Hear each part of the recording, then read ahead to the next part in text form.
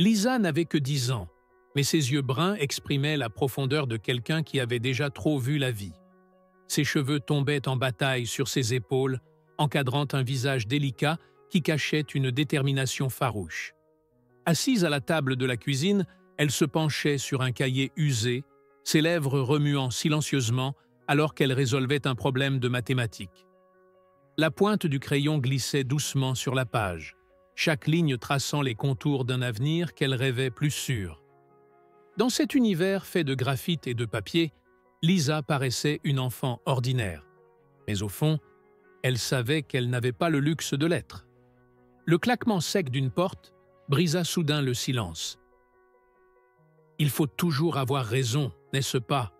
lança-t-elle à son père, sa voix tonnant comme un coup de tonnerre. Toujours un prétexte pour tout critiquer. La réponse de sa mère jaillit, tranchante, tout aussi chargée de colère. « Et toi, as-tu seulement conscience de ce que tu détruis ?» C'était une danse cruelle, une chorégraphie familière pour Lisa.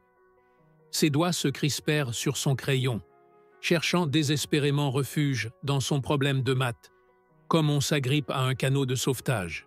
« Lisa, va dans ta chambre !» cria soudain sa mère. Lisa releva les yeux, hésitante. « Mais je voulais juste finir », murmura-t-elle d'une voix à peine audible. « Maintenant !» insista son père, son visage durci par l'épuisement. Sans un mot de plus, elle ramassa son carnet et se dirigea vers sa chambre, la tête basse, comme si elle portait un fardeau invisible. La pièce était petite, les murs peints d'un bleu fané, triste écho d'une couleur autrefois lumineuse. Une fenêtre étroite laissait filtrer un rayon de lumière, éclairant des étagères bancales, chargées de vieux livres. Lisa s'assit sur le sol, croisa les jambes et ouvrit son carnet. « Un jour, tout cela changera », murmura-t-elle à elle-même, comme pour couvrir l'écho des disputes qui continuaient à résonner derrière la porte. Pour Lisa, les mathématiques n'étaient pas une simple matière. C'était un refuge, un monde où chaque problème avait une solution, où tout pouvait être compris, maîtrisé. Lorsque la nuit tomba, des pas résonnèrent devant sa porte.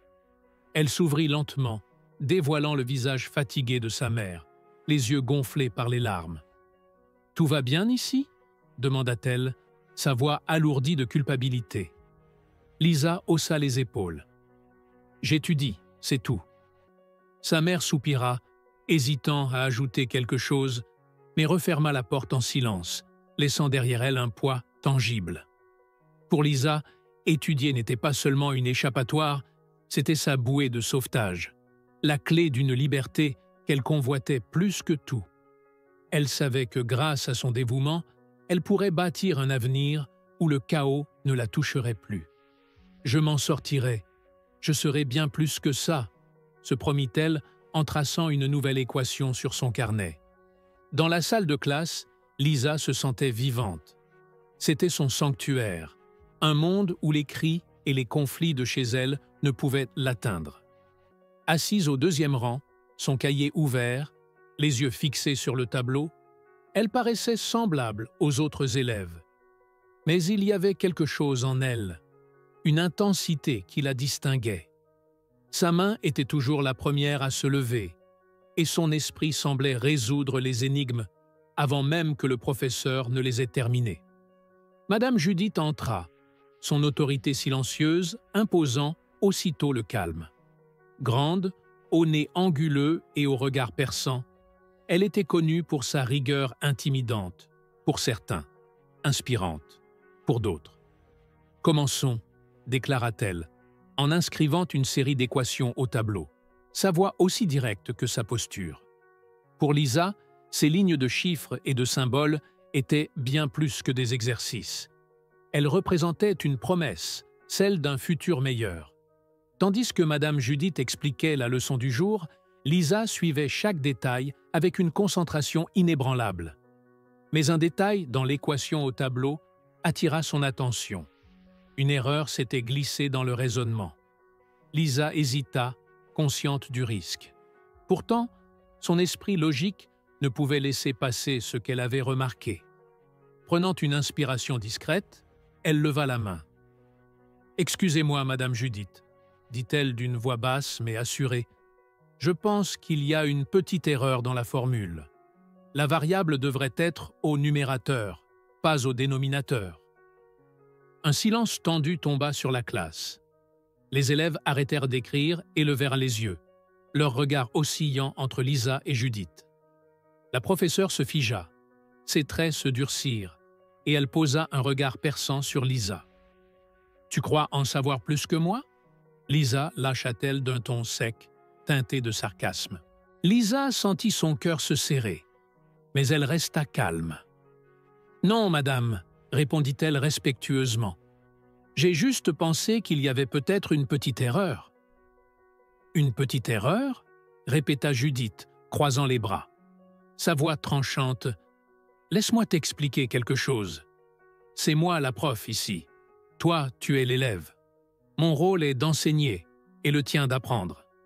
Même si j'avais tort, ce qui n'est pas le cas, ce n'est pas à toi de me corriger. » Chaque mot frappa Lisa comme une lame, mais elle ne s'y attarda pas.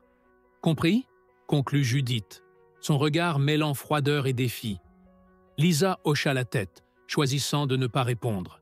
Elle savait qu'insister ne ferait qu'aggraver la situation. Baissant les yeux sur son carnet, elle fit semblant de prendre des notes, bien que l'amertume lui nouât la gorge. La classe, habituellement bruyante, était étrangement silencieuse. Certains élèves la regardaient avec admiration, d'autres avec une pitié voilée. Mais Lisa tenait bon, elle ne montrerait aucune faiblesse, pas ici. Judith poursuivit son cours, mais quelque chose dans sa voix semblait plus raide, presque mécanique. Lisa, elle, était incapable de se concentrer. Elle n'avait pas voulu manquer de respect à sa professeure, elle avait simplement voulu l'aider. Pourtant, cette journée marqua un tournant. Lisa comprit que son intelligence, si souvent admirée, pouvait également devenir un fardeau. Quand le cours se termina, Lisa resta en arrière, rangeant ses affaires en silence. Judith, occupée à effacer le tableau, évitait soigneusement de croiser son regard. Lisa voulut parler, s'expliquer, mais elle se retint. Elle quitta la salle, ses pas résonnant dans le couloir vide. Judith, seule devant le tableau, s'arrêta un instant. Son regard se posa sur la partie de l'équation corrigée par Lisa. Elle savait que la jeune fille avait raison, mais l'admettre lui semblait impossible. Ce constat l'étranglait d'un malaise qu'elle ne pouvait nommer. Le lendemain, la tension était palpable. Lisa entra dans la classe avec la même détermination qu'à son habitude, son carnet serré contre elle. Elle s'assit au deuxième rang, prête à faire face. Judith, fidèle à elle-même, débuta le cours d'un ton sec et autoritaire. Mais une fois encore, une erreur s'invita dans ses calculs. Lisa la remarqua immédiatement. Elle hésita, revoyant dans son esprit la confrontation de la veille. Pourtant, fidèle à son honnêteté, elle leva de nouveau la main. « Excusez-moi, Madame Judith, je crois que le dénominateur est incorrect. Ne vaudrait-il pas mieux simplifier avant de continuer le calcul ?» Sa voix était polie, dépourvue de toute arrogance, mais le silence retomba lourd dans la classe. Judith se retourna lentement, ses yeux glacés fixant Lisa. « Encore toi !» lança-t-elle, exaspérée. Elle posa la craie avec force sur le bureau, puis se tourna vers le tableau. « Puisque tu sembles en savoir tant, pourquoi ne pas résoudre ça toi-même » D'un geste brusque, elle écrivit une équation complexe, bien au-delà du niveau de la classe. Lorsqu'elle eut fini, elle s'écarta avec un sourire narquois. « Voyons si ton génie est aussi grand que tu le penses », ajouta-t-elle avec sarcasme. Lisa resta immobile un instant, puis se leva calmement. Prenant la craie, elle s'approcha du tableau et examina l'équation. Les chiffres et les symboles semblaient familiers, presque accueillants. En silence, elle se mit au travail. Chaque mouvement était précis, chaque étape tracée avec une certitude qui força le respect. La classe entière observait, suspendue à ses gestes. Même Judith semblait troublée, incapable de détourner le regard. Quelques minutes plus tard, Lisa posa la craie. « Voilà », dit-elle simplement, retournant à sa place avec calme. Judith s'approcha du tableau, scrutant chaque ligne. La solution était parfaite, pas une seule faute. Elle resta un moment immobile, incapable de trouver ses mots. Pour la première fois, son autorité vacillait. Lisa, quant à elle, ne chercha pas à savourer sa victoire. Elle savait que les chiffres parlaient pour elle. Judith resta immobile, le visage figé par la stupéfaction. La solution parfaite de Lisa rayonnait au tableau comme un défi silencieux. Autour d'elle, la classe murmurait son étonnement. Certains élèves applaudirent discrètement. D'autres observaient Lisa avec un mélange d'admiration et de fascination, comme s'ils venaient d'assister à un événement extraordinaire. Lisa, elle, ne chercha pas à savourer ce moment. Fidèle à son humilité, elle retourna calmement à sa place, ouvrit son cahier et se replongea dans ses notes, comme si rien ne s'était passé. Judith, cependant, n'arrivait pas à détourner les yeux du tableau. Elle avait tenté d'humilier Lisa, mais cette tentative s'était retournée contre elle, mettant en lumière l'intelligence éclatante de son élève. Les mots lui manquaient. Un poids inconnu pesait sur son cœur. Le lendemain, Judith entra dans la classe avec une attitude différente. Son pas était plus lent, son regard plus réfléchi. Ses yeux balayèrent les visages de ses élèves avant de se poser sur Lisa, assise à sa place habituelle, concentrée comme toujours. Judith hésita un instant avant de commencer la leçon. Quelque chose en elle avait changé. Elle savait qu'elle devait parler à Lisa. À la fin du cours, lorsque la cloche sonna, Judith prit la parole. « Lisa, pourrais-tu rester un moment? J'aimerais te parler. » Lisa hocha la tête et resta assise, tandis que les autres élèves quittèrent la salle dans un bruit habituel. Une fois la classe vide, le silence devint presque oppressant.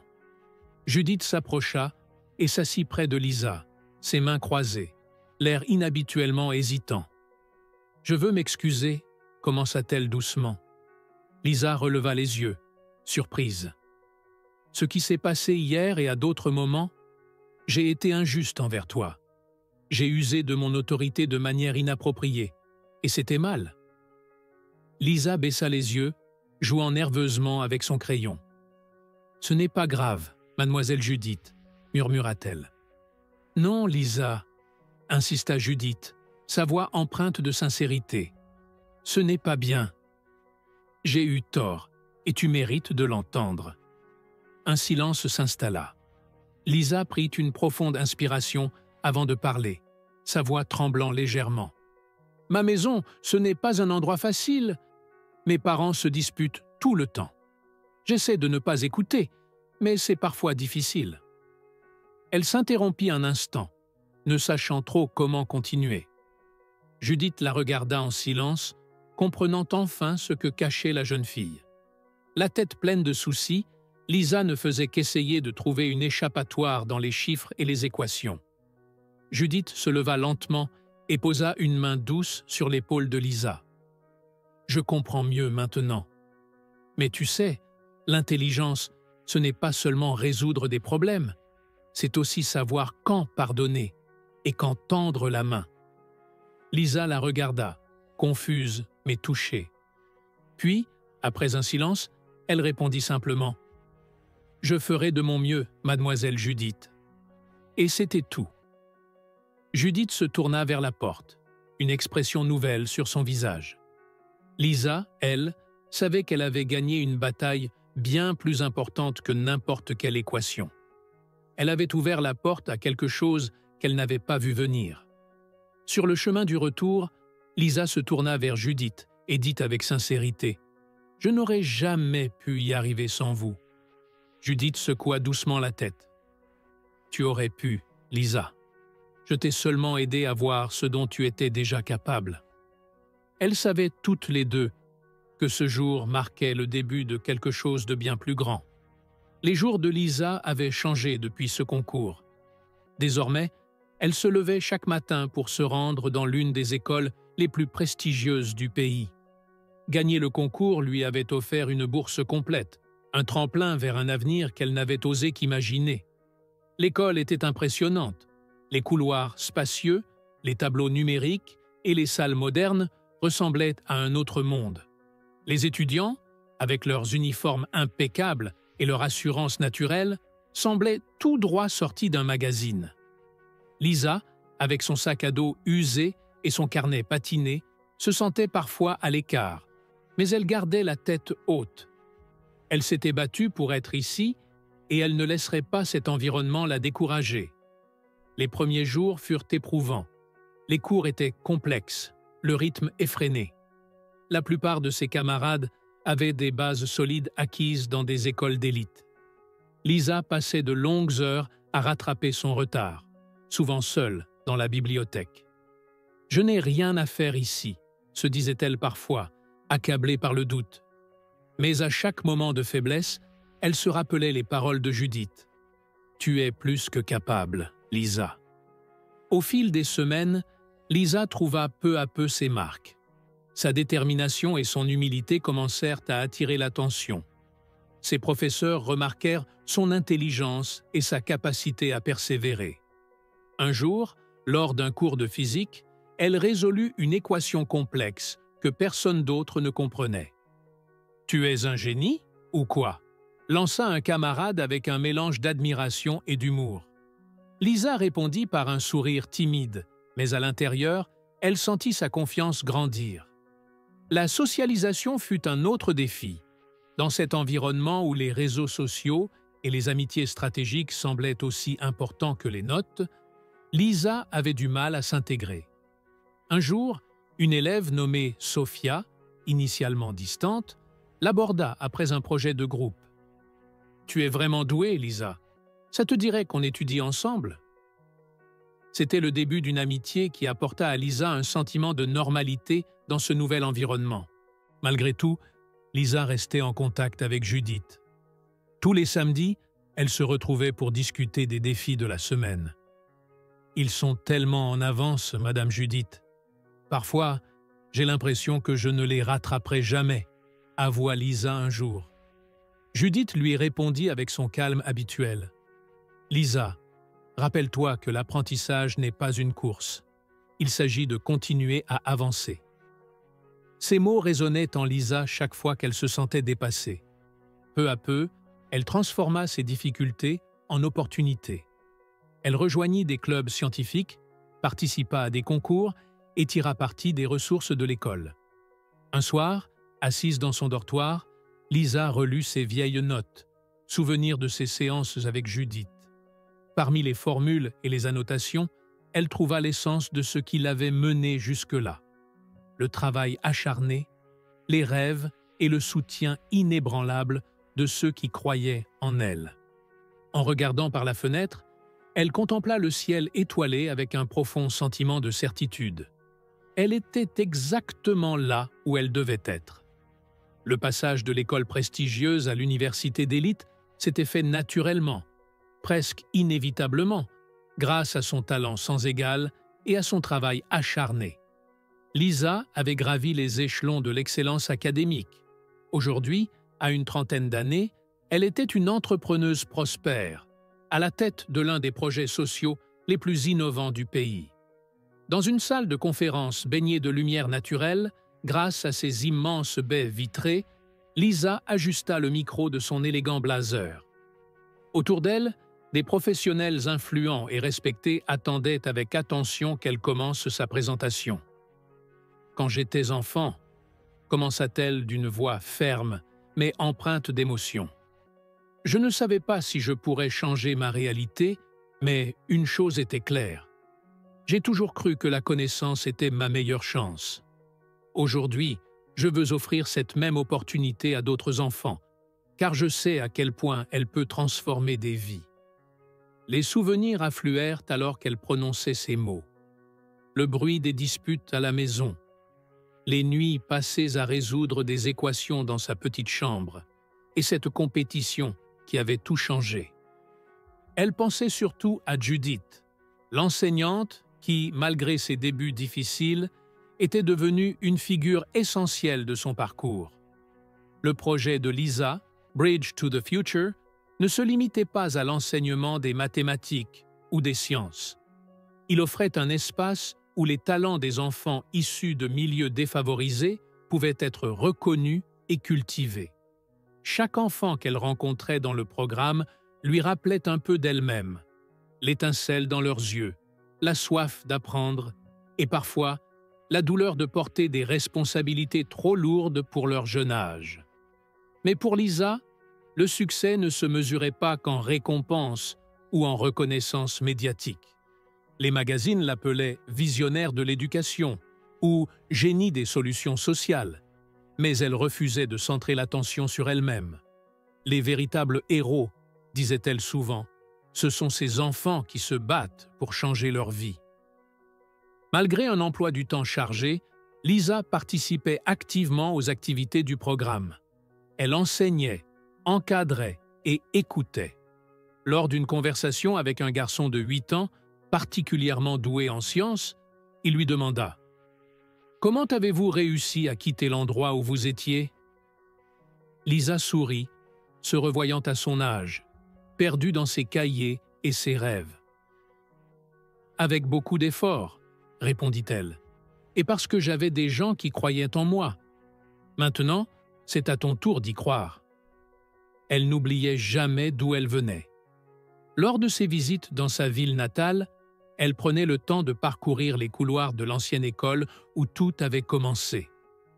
Lors de sa dernière visite, elle s'était arrêtée dans la salle où Judith enseignait autrefois. En contemplant les bureaux usés et les murs ternis, une vague de gratitude l'envahit. Là, elle avait appris bien plus que les mathématiques. Elle avait découvert sa propre force. Un soir, alors qu'elle révisait des rapports dans son bureau, Lisa trouva un vieux carnet, celui qu'elle utilisait lorsqu'elle étudiait avec Judith. Les pages jaunies, remplies de formules et d'annotations, étaient un rappel tangible de tout ce qu'elle avait accompli. Quelques années plus tard, Bridge to the Future atteignit une étape majeure. Son millier d'enfants inscrits. Une cérémonie symbolique fut organisée, rassemblant anciens mentors, partenaires et participants. L'auditorium était rempli d'admiration et d'anticipation.